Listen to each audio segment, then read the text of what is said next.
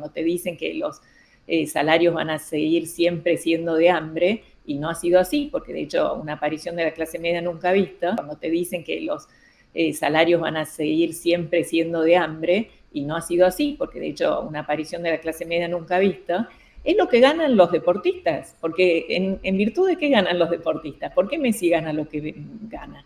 Porque provee entretenimiento. ¿Y quién se puede dar el lujo de entretenimiento? Bueno, las clases medias, ¿no? ¿Por qué un Messi ganó tanto más que un Maradona? Por el crecimiento de las clases medias. Gente, estamos hoy en el episodio 9 de Ancast y tenemos hoy a Teresa de Stefano, de Máster en Economía, también es economista asociada de Libertad y Progreso de Argentina. Y bueno, yo la conozco gracias a TikTok, que se llama en TikTok y en Instagram Economía en 321, y tiene muchos vídeos donde nos enseña economía y también desmonta muchos mitos, generalmente socialistas, ¿no? Por ejemplo, el de los países nórdicos, del que hablaremos más adelante, entre muchos otros. Bueno, muchas gracias, Teresa, por venir. No, al contrario, gracias Jorge por invitarme. Y bueno, antes de empezar quería que hicieras tú una presentación de cómo te empezaste a interesar por estos temas, cómo llegaste hasta donde estás hoy, ¿no? En el sentido de ver cómo es la economía desde el punto de vista más bien capitalista, ¿no? Teníamos dos visiones, que suele ser la socialista, la capitalista, y por qué has llegado hasta donde estás ahora. En realidad, un poco por casualidad, bastante de joven, te diría casi con 16 años, empecé a interesarme por la economía y pensando que quizás iba a estudiar eso. Y uno de los primeros libros que leí es uno que justamente un luchador salió este fin de semana a comentarlo. No sé si Sí. un brasilero que creo que se hizo americano, que salió a hablar de las 6 lecciones del capitalismo de Ludwig von Mises. Así que creo que esa fue una de las primeras que leí. Que creo que es un libro que se hizo a raíz de la visita de Mises a la Argentina. Y bueno, habló de capitalismo, de socialismo, de intervencionismo, del progreso increíble que había significado el capitalismo y que está muy al alcance de todo el mundo, así que con 16 años lo pude leer. Y después ya empecé a leer a Friedman y bueno, después me decidí por estudiar economía. Estudié también con Douglass North, un premio Nobel que fue muy interesante porque tenía un punto de vista de la importancia de las instituciones. No sé si estás familiarizado con su trabajo, eso en Estados Unidos, en la Universidad de Washington. Y bueno, y después te diría que más recientemente también me he empezado a interesar por la escuela austríaca, ¿no? Que por supuesto había leído a Hayek, pero profundicé más leyendo otros autores, así que, bueno, un poco un mix de todas esas vertientes. Vale, muy, muy interesante. ¿Y qué opinas todos los días cuando ves, por ejemplo, y haces vídeos sobre... ¿Por qué crees que triunfa, por ejemplo, tanto las ideas socialistas cuando una y otra vez ha demostrado su fracaso? Sí, la verdad es que es paradójico. Por otro lado, también pienso que es una idea muy fácil para entender cómo funciona el libre mercado. Tenés que hacer un montón de pasos. No es complicadísimo, es bastante sencillo, pero hay una serie de elementos que hay que entender, hay un camino. El socialismo lo que te dice es, vamos, sos pobre porque fulanito es rico, él se quedó con tu parte de la torta. Listo. Entonces, eso lo entiende un niño de 2 años. No tenés Claro. el juguete porque te lo sacó tu hermano. Entonces, es como muy tentador. Y a su vez también en algún punto, mientras lo digo, lo pienso, es un mensaje bastante infantil en el sentido de que no apunta a que te hagas cargo de tu vida y de forjar tu futuro, sino pensar que, bueno, cuando tus padres se dejan de ocupar de ti, bueno, empezará el Estado a velar por tu bienestar, ¿no? Sí, y bueno, ahora perfecto, ya encauzando el siguiente tema, hablando de bienestar. Actualmente tenemos, por ejemplo, en España un estado de bienestar cada vez más, que se ocupa de más funciones, ¿no? Pensiones, sanidad, educación, y quiere ocuparse prácticamente de todo y no quiere dejarte a ti por tu cuenta llevar a cabo tu vida, elegir la sanidad libremente que tú quieras, la educación libremente que tú quieras, o tú con tu dinero elaborar tu propio plan de pensiones, que sería lo ideal. El sistema de pensiones Sí. vemos que actualmente es un fracaso, y en cuanto a esto tenemos el ejemplo de los países nórdicos, que se les idealiza en muchos casos como el ejemplo del estado de bienestar por antonomasia. ¿Qué nos tienes que decir a este respecto? Sí, tal cual, creo que esa es una de las, de las vacas sagradas del socialismo, decir, bueno, es verdad, en varios lugares no ha funcionado, pero en los países escandinavos sí, es muestra de que puede funcionar perfectamente. Y entonces, bueno, lo primero que diría es que hay una fundación muy reconocida que se llama Heritage, que hace un índice de libertad económica y hace un ranking de los países desde el más libre al menos libre, estudia 176 países y en ese ranking los países nórdicos califican bien arriba, es decir, muy pocos socialistas, mucha libertad económica. Dinamarca está 9, Suecia está 10, Noruega está 12, así que los vemos que están ahí arriba. Y bueno, tienen por supuesto algún componente de estado de bienestar, ¿no? Pero fundamentalmente yo arrancaría por qué tienen de liberales. Y lo primero que tienen de liberales es el Estado de Derecho, dicho ampliamente, que incluye la defensa de la propiedad privada, pero fundamentalmente que todos son iguales ante la ley. Cuando vos tenés un Estado que planifica la economía, bueno, va distinguiendo por ramas, esta industria le vamos a poner un impuesto más caro, como existía en la Argentina, bueno, todavía sí, hay un tipo de cambio para importadores, otros para exportadores, digamos, el Estado de Derecho es todos somos iguales para la ley, no hay un planificador viendo qué le da a cada sector y eventualmente a cada empresa o individuo, ¿no? Así que el Estado de Derecho es muy fuerte en los países escandinavos. Después, por otro lado, hay pocas regulaciones. Es muy fácil emprender, arrancar tu propio negocio. Después, los mercados son abiertos a comerciar con el mundo, hay libre movimiento de capitales. Después, la tasa de impuestos es mucho menos de lo que la gente se imaginaría. La tasa de impuesto de ganancias de empresas va del 20.6 al 22%. Por supuesto que fue mucho más alta en su momento, después podemos hacer un poco de historia, pero hoy por hoy es eso. Tienen monedas sanas y bueno, hay algunos que me dicen, bueno, pero eso ¿qué tiene que ver con el capitalismo, con la libertad económica? Bueno, mucho, porque cuando uno va atendiendo distintas necesidades sociales desde el Estado y finalmente ya no puede poner más impuestos porque recauda menos, bueno, lo que hace normalmente es recurrir a la inflación, a la emisión monetaria. Eso en Argentina lamentablemente tenemos mucha experiencia. Así que tener moneda estable también muestra un equilibrio desde lo fiscal, ¿no? Y la parte que yo diría que es más socialista es que efectivamente los impuestos individuales son bien altos y el gasto público es alto. Es alto. Ahora, si vamos, por ejemplo, al caso de Suecia, que conozco un poco más, lo que te dice un autor sueco que se llama Johan Norberg, es que hoy el Estado sueco es más paternalista que redistribucionista o intervencionista. ¿Qué quiere decir con eso? Que uno aporta en el momento que uno es económicamente activo, ¿no? Desde la juventud hasta que uno se jubila, y recibe beneficios en la niñez y en la adultez o cuando alguien tiene una discapacidad, pero que no hay una transferencia a terceros. De hecho, hay un estudio que dice que el sueco promedio, entre todo lo que aporta de impuestos, solo el 20% va a financiar gastos de terceros. Así que por eso lo denomina más paternalista. Es como que te obligan a ahorrar para después ocuparse de las etapas de la vida en la cual no vas a ser productivo. Claro. Y este tipo de régimen os sufrió como un cambio, ¿no? Porque antes era bastante libre, por así decirlo, ¿no? Luego llegó un poco el estado de bienestar, subió el gasto público mucho y tuvieron que hacer una reforma. No sé si nos puedes contar un poco más en profundidad de este proceso. Sí, en el caso de Suecia, que como mencioné lo conozco un poco más en detalle, entre 1870 y 1970, en todo ese siglo, tuvo el tercer crecimiento per cápita del mundo, el tercero que más le creció la renta per cápita. Y dentro de este siglo hay como dos partes. La primera que fue claramente de corte liberal, con un Estado pequeño, impuestos bajos, mucha libertad. Y después en 1936 aparece la socialdemocracia. Pero al principio se presenta como bastante moderada, es decir, se sacrifica crecimiento por crear un estado de bienestar, pero en dosis moderadas. Y ya para 1970 se tiñeron de rojo socialista, a pleno, ¿no?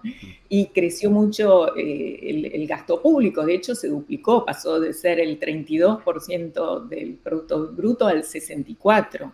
Y por supuesto los impuestos tienen que acompañar ese gasto, ¿no? Entonces los operarios pagaban impuestos del 60%, digamos, el obrero de una fábrica.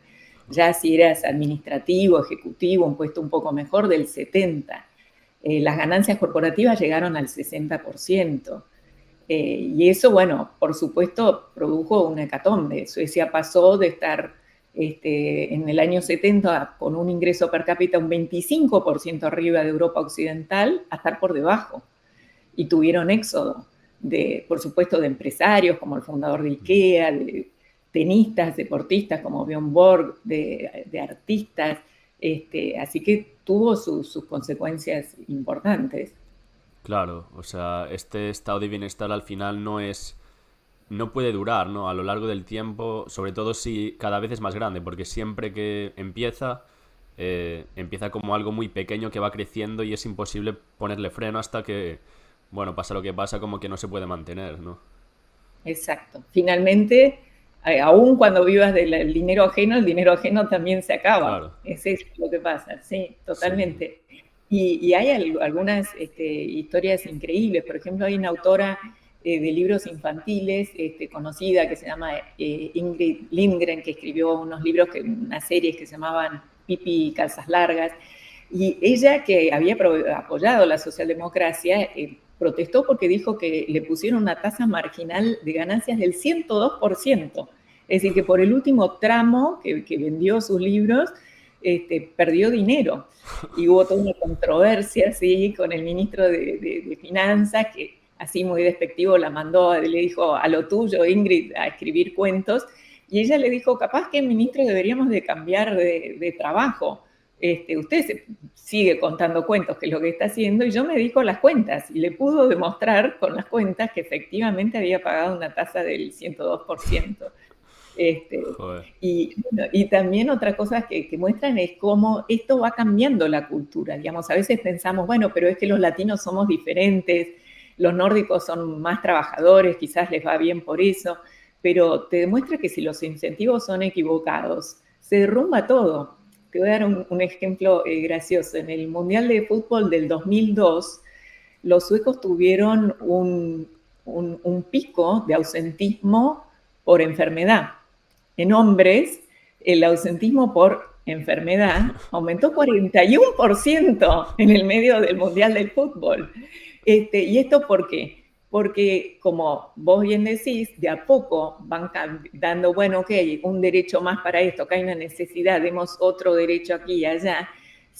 En Suecia se llegó a cobrar más de licencia por enfermedad que trabajando. Entonces, imagínate el incentivo. Te quedas Sí. en tu casa mirando los partidos de fútbol durante el Mundial y estás ganando más que si fueras a trabajar. Es como increíble. Claro, o sea, de hecho, el paternalismo que comentas, incluso yo escuché que querían escolarizar durante toda la vida. Querían como, ¿no? No sé si... No lo había escuchado, no, no, Pues no. sí, que bueno, esto lo comentaba, se lo oía Juan Ramón Rayo en un podcast bastante antiguo, que era una propuesta, no digo que lo hayan llevado a cabo, pero la propuesta era que querían escolarizar durante toda la vida a los trabajadores, que desde el punto de vista de la planificación, obviamente, es una medida óptima para los planificadores, pero es muy paternalista en el sentido de que vas a obligar a todas las personas a estar toda la vida estudiando, aunque no quieran. Claro, Claro, entonces sí. al final este tipo de medidas paternalistas, ¿no? Que pueden ser en algunos sentidos, ¿no? Tener moneda sana, abrir empresas fácilmente y demás pueden ser en ese sentido liberales. Pero también se combina con un paternalismo que tampoco las hace el paraíso ideal liberal como... Bueno, que al final es el ejemplo que ponen muchos socialistas, ¿no? De que hay que subir los impuestos y ponen el ejemplo de los países nórdicos. Sí, sí, porque el tema es dónde se pone el límite. De hecho, Mm, bueno, Hayek escribe, que también es premio Nobel, un libro que se sí. llama Camino a la servidumbre. Y lo que va diciendo es esto, es que una intervención empieza con otro. Desde el momento que, por ejemplo, hay salud pública, bueno, uno tiene obligación de ponerse un casco, andar en moto o usar el cinturón, que son cosas muy buenas y que yo hago, ¿no? Digo, la mayoría de la gente obviamente las quiere hacer porque uno obviamente quiere cuidarse. Pero claro, pasa a ser obligación porque, bueno, si te lastimas después te pagan la cuenta. Entonces ya...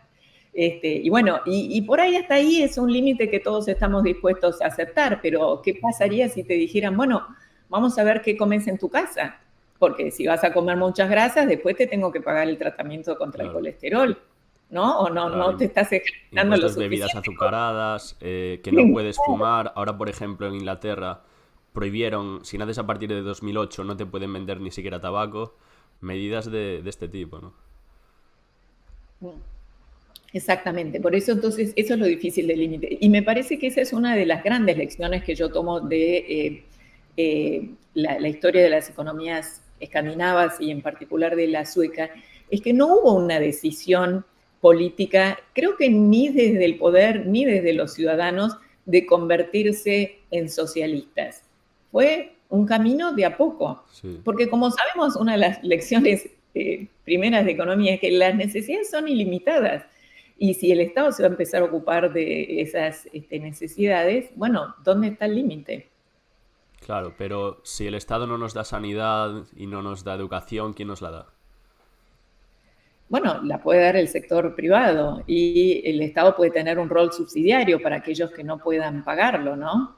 De hecho, hay muchas cosas que son importantes y uno podría pensar, bueno, quizás aún más importante que la educación, que es importantísima, es la alimentación y el Estado no nos alimenta y eso funciona igual.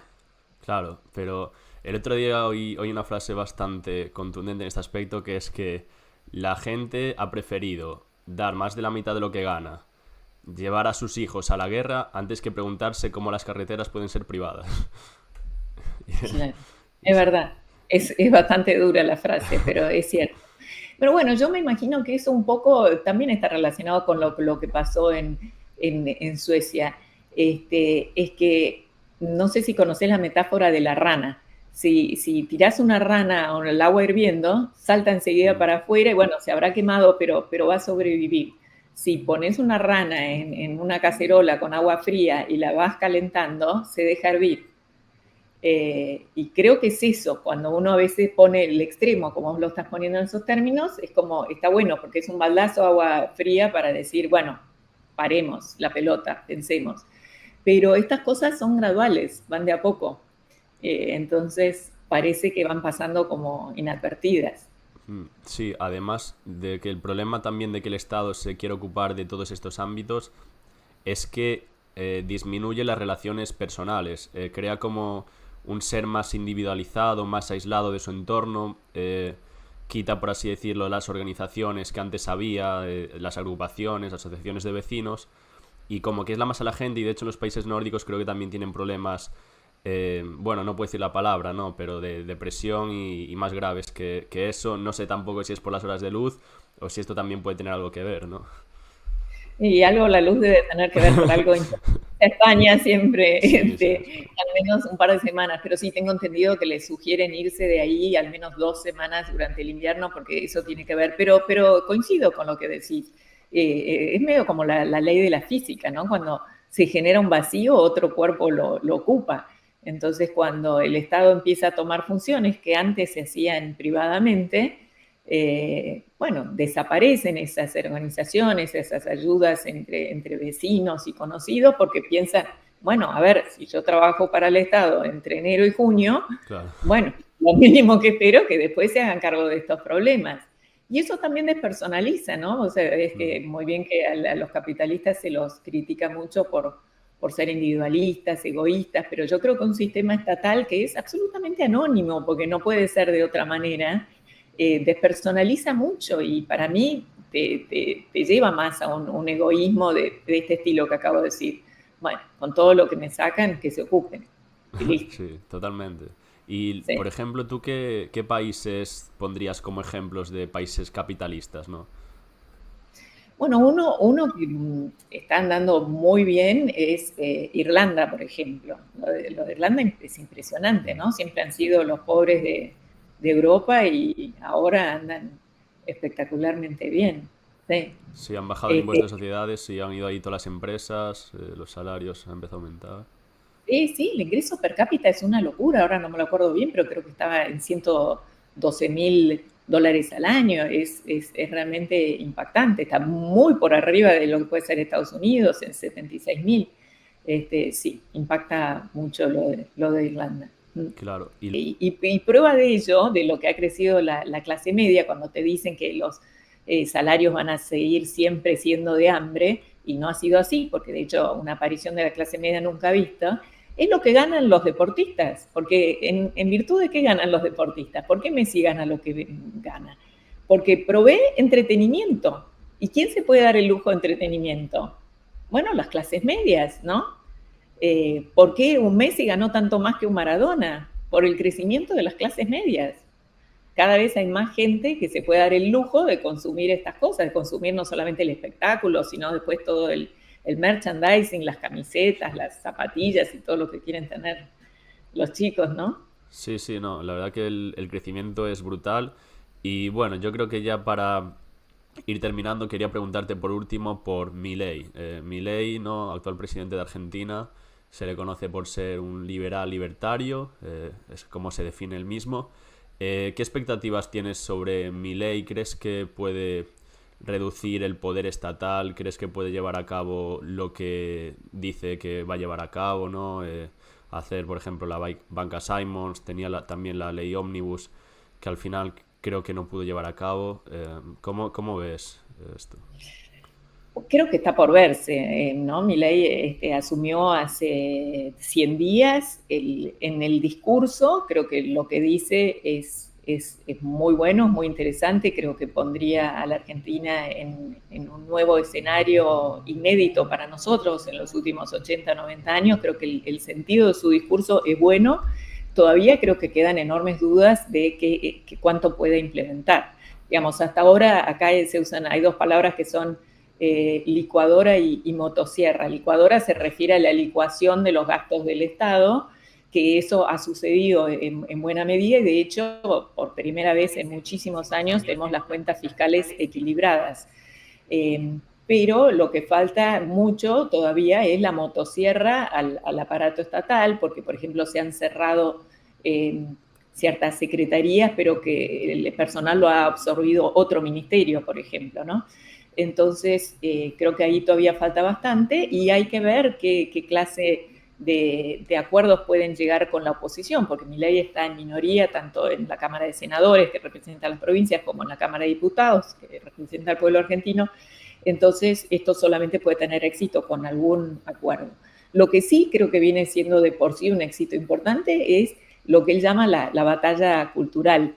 Sí. Digamos, hoy en la Argentina ha cambiado de qué se habla, se pueden decir cosas que no se decían, y una cosa que nos da mucha alegría es que todos los días uno descubre algún tipo de estafa dentro de los organismos del Estado, pero que no tienen nombre. Cómo se han aprovechado de la pobreza para hacer, digamos, para robar personalmente, pues no lo voy a llamar negocios, ¿no? Pero hace poco descubrieron que la mitad de los comedores infantiles que tercerizaban a través de fundaciones y cooperativas y tal, no existían, directamente se robaban los fondos, ¿no? Joder. Y esto todos los días se van destapando cosas nuevas y bueno, de por sí es algo positivo. Así que yo creo que soy optimista, moderadamente, vamos a ver cuánto de esto se puede implementar, ojalá que sí, sin duda. Claro, por ejemplo, cuando Reagan llega a Estados Unidos, tampoco hace mucho en cuanto al Estado, pero sí que hace mucho en cuanto a las ideas que él propugnaba y demás. Y Margaret Thatcher en Inglaterra hacía más o menos lo mismo, que tampoco hizo al final mucho por reducir el gasto y demás, pero sí por las ideas. Y Milei en algún sentido seguramente es algo parecido, ¿no? Porque yo creo que al final hay como un status quo que es muy difícil de quitarlo de ahí, hay muchos intereses y demás, y una vez que estás dentro también tienes pues mucha gente alrededor que no te va a dejar hacer lo que quieras porque estás con otra gente que necesitas también para llevar a cabo reformas, entonces no puedes tú llegar y desmantelarlo todo tampoco. Entonces, claro, yo creo que Sí. también es eso. Sí, sí, hoy por hoy creo que la expectativa en Argentina más que nada está puesta en la microeconomía, pues la macroeconomía ya está más estabilizada es una manera de decir, porque el último mes tuvimos 11% de inflación mensual, vale la pena aclararlo para el resto del mundo que debe creer que es anual, pero bueno, viene claramente en baja y yo creo que ya para mediados de año eso va a ser un tema que esté bastante solucionado, pero después en cuanto a la microeconomía, la realidad de las empresas en la diaria, el nivel de impuestos que tiene que pagar es altísimo, la cantidad de regulaciones, la cantidad de prohibiciones que hay. Bueno, ahí hay mucha tela para cortar y esperemos que así se haga. Vale, pues perfecto. Creo que vamos a cerrar ya. Muchas gracias, Teresa, por haber venido. Ha sido muy interesante. Y no sé si quieres dar algún último mensaje para cerrar o... Quizás, bueno, aprovechando que sos español, decir, volver un poco a lo que habíamos hablado de los países escandinavos, que no hubo una idea de convertirse al socialismo muy fuerte, sino que fueron pequeños pasos que los llevaron ahí. Quiere decir que a veces me pasa en redes que también me dicen, pero bueno, ¿por qué hablamos o de capitalismo o socialismo? Hay grises, por supuesto que hay grises, pero hay que saber en qué dirección uno va, porque cuando tomas cierta dirección vas inexorablemente a un destino y entonces por eso es importante estar atento y estar alerta. Sí, no, pues desde España te agradezco este mensaje y a ver si cambiamos un poco de rumbo, ¿no? Así Bien, ojalá, que eso, muchas ojalá. gracias y bueno, seguidla en Economía en 321 en Instagram y en TikTok. Bueno, muchísimas gracias, Jorge. Gracias, nos vemos.